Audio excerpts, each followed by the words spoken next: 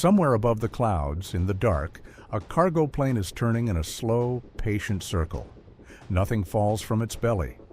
Instead, out of its left side, a howitzer, a piece of field artillery that normally sits on the ground, towed behind a truck, is firing.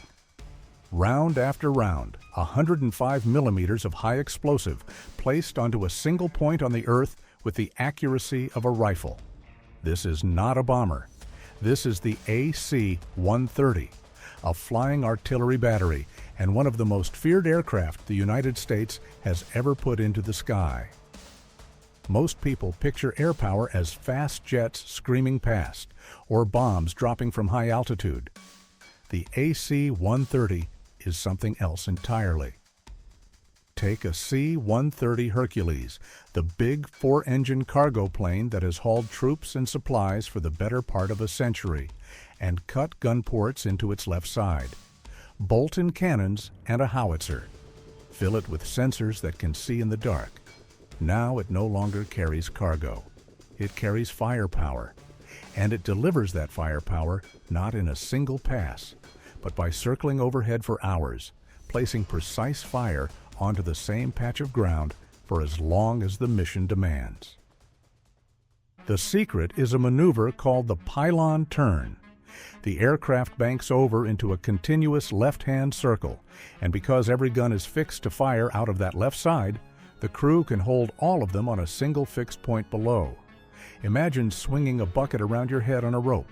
The bucket stays pointed at the center the whole time. That center is the target. As long as the plane keeps turning, the guns stay locked on, and the fire never has to stop. A fighter jet gets one pass, maybe two, and then it is gone. The gunship stays. And that single fact changes how a battle unfolds. When troops on the ground are pinned down and calling for help, they do not need a weapon that flashes past once and leaves them alone in the dark. They need firepower that arrives and does not go away, that hangs over them hour after hour, answering every new threat the moment it appears. That is the problem the gunship was invented to solve.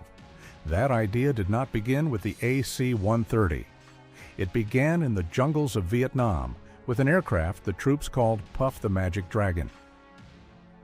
In 1965, the Air Force took an old Douglas C-47, a propeller transport left over from the Second World War, and mounted 3 electric miniguns firing out the left side. Each one could spit 6,000 rounds a minute. At night, with tracers streaming down in a solid, unbroken rope of fire, it did not look like a machine. It looked like a dragon-breathing flame onto the earth. Officially, it was called spooky. To the soldiers it saved, surrounded, outnumbered, pinned down in the dark, it was the most beautiful thing they had ever seen. A single spooky circling a besieged outpost could break an entire night attack on its own. Nothing quite like it had ever flown. The concept worked so well that the Air Force wanted something bigger, tougher, and far more powerful. So they turned to the C-130 Hercules. In 1967, the first AC-130 gunship arrived in Vietnam, and it was given a new name, Spectre. Where Puff had machine guns, Spectre carried cannons. Where Puff aimed by eye, Spectre carried early sensors and fire control computers. It was the start of a bloodline that has now circled the world's battlefields for more than half a century, and earned a nickname that has followed it ever since, the Angel of Death. To understand why the AC-130 is so feared, you have to look at what it actually carries, because no other aircraft on Earth is armed quite like it. Start with the weapon that defines it, the 105mm howitzer. This is the M102, a genuine piece of field artillery, the same class of gun that armies fire from the ground, bolted into the side of an airplane. Each shell weighs around 40 pounds. A gunner stands at the breech and feeds the rounds in by hand, one after another, while the aircraft is banking through its turn. It is, quite simply, the largest gun ever fired routinely from an aircraft, a cannon designed to be dug into the earth, now firing from 2 miles up. When a 105 round arrives, there is no mistaking it for anything else. And firing it at all is an engineering feat. A 40-pound artillery shell leaving the gun throws a violent kick of recoil sideways into the airframe, force that would tear a lesser aircraft apart. The mounts and the structure of the Hercules are built to absorb that punch, round after round, while the pilots hold the aircraft steady in its turn. Every shot is a small controlled explosion inside a flying machine, and the gunship simply keeps circling as if nothing happened. Alongside the big gun sits a rapid-fire cannon. On the modern gunship, that is the 30mm Bushmaster Autocannon, a trainable gun that can walk a stream of high-explosive shells across a target or concentrate them onto a single point in seconds. If the Howitzer is the sledgehammer, the 30mm is the heavy blade, fast, accurate, and merciless. Earlier gunships carried an even wider spread of steel. The AC-130, nicknamed Spooky after its Vietnam ancestor, went into battle with 3 guns at once. A 25mm Gatling cannon that could throw 1,800 rounds a minute, a 40mm Bofors cannon, and the same 105 howitzer. 3 separate calibers on one aircraft, each tuned for a different kind of target, from a fast-moving vehicle to troops in the open to a fortified position. No fighter, no bomber, no attack helicopter has ever carried that combination into the air. For the crew, that arsenal is a menu. The sensor operator finds the target and the team chooses the right tool for it. The Gatling gun for something fast and lightly armored, the 40mm for a harder target, the 105 for something dug into the ground. And the big rounds are loaded the old-fashioned way, by hand, in a cramped cabin roaring with engine noise and tilted hard into the turn, gunners feeding shell after shell into the breech as fast as they can move. And there is a rhythm to those guns that most people never think about. The 105 is slow by design, each shell lifted, loaded, and fired by hand, a handful of rounds in a minute. The 30mm is the opposite, a burst that arrives in a single second and walks straight across the ground. One is a hammer, swung deliberately. The other is a blade. And because every round has to be carried aboard before takeoff, the real limit on how long a gunship can keep fighting is not fuel, and it is not the crew. It is how many shells are left in the racks. And this is the part that unsettles people the most. All of it, the artillery piece, the autocannon, the sensors, the crew, is bolted into what still looks, from a distance, like an ordinary cargo plane. The same silhouette that drops relief supplies to a disaster zone can loiter overhead in the dark and deliver the firepower of an entire artillery battery onto a target the size of a single car. If you are finding this breakdown worth your time, take 1 second to subscribe. It is free, and it tells us to keep making these. Now, back to the aircraft. Because firepower is only half the story. What truly separates the modern gunship from its ancestors is not what it fires. It is how precisely it can place it. The gunships of Vietnam aimed largely by eye and by tracer. The gunship of today is a precision weapon in the truest sense of the word.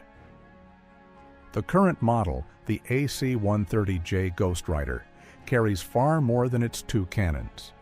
Under its wings and out of its tail, it can carry Standoff, precision-guided munitions, small diameter bombs that glide onto a target from miles away, Hellfire missiles, and small precision missiles launched from tubes in the rear of the aircraft. This changes everything.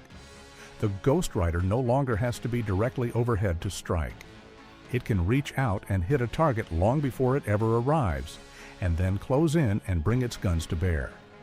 It is, in effect, 3 weapons in one airframe: a standoff missile platform, a flying artillery piece, and a rapid-fire cannon, all commanded from the same aircraft.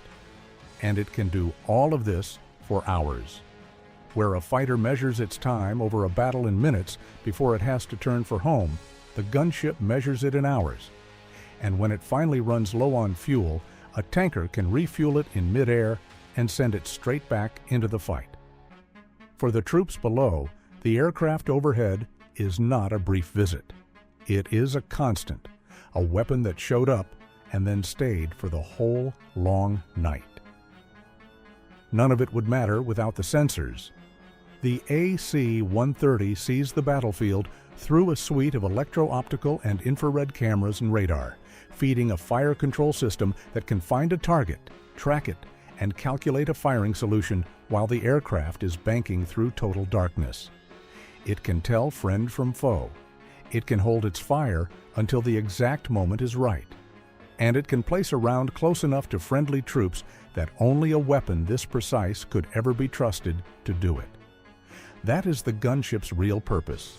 Not blind destruction, but overwhelming surgical fire in support of the people on the ground who called for it. Those sensors are why the gunship owns the darkness. Through pitch black, through smoke, through weather that would blind the naked eye, the crew watches the ground in perfect clarity, an eye in the sky that never blinks. The enemy hears engines somewhere in the night and sees nothing at all.